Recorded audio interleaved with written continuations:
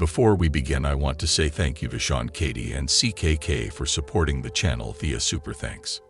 Today's NDE is from William, who says he died in a car wreck and was escorted by an angel to meet with God, the Creator.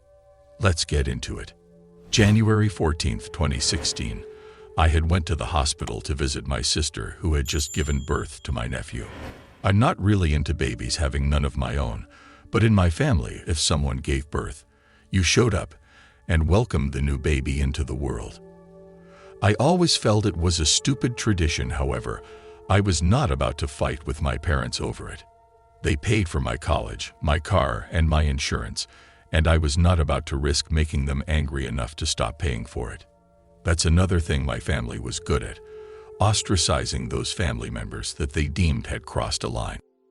They could have my entire family treating me like an outsider, so I went to the hospital and made my appearance, making sure I spoke with enough people that could back me up later that I had been there. After about an hour, I left the hospital, got into my Civic, and headed out to meet up with some friends. We were going to hit the clubs and see what kind of fun we could get ourselves into. I remember hearing the screech of brakes and then nothing for the longest time, followed by an insane ringing in my ears that gradually subsided. I could feel blood trickling down my face and neck as I looked around. I knew I had been hit, but had absolutely no idea what had happened to cause the wreck. I went to reach my hand for the car door to exit my vehicle when I realized I couldn't use that arm at all. My shoulder was popped completely from the socket, and now the pain was beginning. Using my other arm, I managed to free myself from the seat belt and then reached across my body and opened the passenger door. Next, I fought back the pain and half crawled, half fell out that door to the cold ground. Using all my strength I had left, I tried to stand but collapsed instead. I'll just lay here, I thought. I had no clue how broken my body actually was at this point. I just knew I hurt all over and blood kept getting in my eyes. Before I crossed over to the other side, I saw a man walking up to me. He told me not to move, that help was on the way. He may as well have been speaking another language, though, because I was looking at the angel standing behind him. "Can you see him?" I asked. I don't recall getting a reply. Oh, the man was still beside me, and I could see his lips moving, but I could not hear a word he was saying. Then I was standing over myself and the man who was trying to help me. I saw he had one of those first aid kits like you might buy online for keeping inside your car, and he was attempting to stop the bleeding to my head. Now I looked at the angel standing next to me and asked him, "Now what?" To which he replied, "Now we go." The angel and I began to ascend into the sky and towards a tunnel, for lack of a better word. This tunnel was like a vortex from the earth realm to the other side. I wasn't afraid, and I noticed that I no longer felt any pain. I am not sure if I had a body still or not. It felt like I did, but I never actually saw a body. It was a strange experience, which is probably like calling the grass green or the sky blue. Of course it was strange. It's not every day you get to transition from earth to paradise or heaven, or whatever you want to call it. Inside the vortex, we traveled at great speeds for some time. I can't say for how long, because time did not exist once I departed the earthly plane. It's like everything over there happened simultaneously and not on a linear timeline as it is here. In the distance, I saw a speck of light that grew bigger and brighter the closer we got to it. It was not to be our destination, though. Upon exiting the vortex, the angel and I landed softly in the middle of a park. I could now see many people walking around as if they all had somewhere to be. They moved with a purpose. "Where are we?" I asked. "Is this heaven?" "No," the angel replied. "You can't enter heaven because you are not dead yet. This is one of many places we bring souls who will be sent back to earth." "If I'm being sent back anyway, why not just leave me there?" I asked.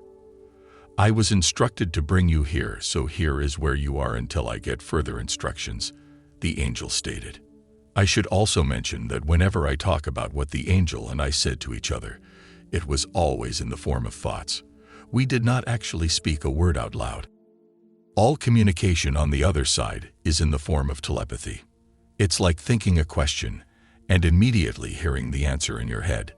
After some time, the angel asked me, "While we wait, would you like to take a look around?"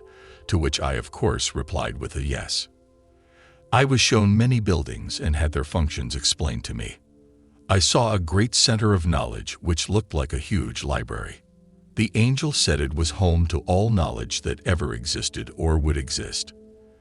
I asked if I could see inside it, and he gave me a tour. Inside, I saw other people standing in front of screens, which displayed whatever it was they wanted to learn about. I wanted to try out one of the screens, but the angel told me that was only allowed for souls that would be staying, and since I would be returning to Earth, he could not allow it. I left that building with the secrets to the universe still unanswered. Finally, this angel told me it was time. We had to go see the Creator, and he led me into a great room with a light in the distance. As we approached the light, I could now tell there was a throne with the Creator sitting on it. Angels stood off to the side singing praises to God. It was the most beautiful music I had ever heard, and we have nothing like it on earth.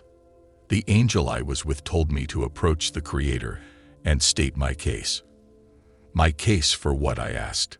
Your case for staying here. Every soul always wants to stay. Only he can grant you permission. I had not really thought about it because from the time I was informed I would be going back until now, I never considered staying as an option, but since it was, I thought, why not? I did my best, or so I thought.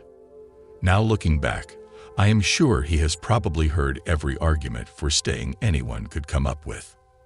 My own lame argument was only 3 words. I want to.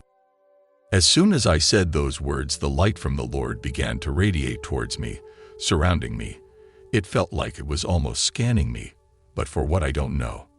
It felt like he had looked inside my very existence and learned everything about me in a second. Every sin, every truth, every misdeed, every thought and action on full display. It was then that he spoke. His voice was soft yet firm. You still have things you have to accomplish. You must go back. I was afraid to ask why, as he was the creator of everything. His will be done. I woke up in the hospital. My injuries included a dislocated shoulder, which I already knew about, but extended to a brain bleed, which caused swelling and resulted in me having to have fluids drained. The paramedics told my parents I seized twice on the way to the hospital. My airbag had not deployed during the wreck, and police on the scene ruled the accident was not my fault. The lady that hit me was drunk and suffered no injuries herself.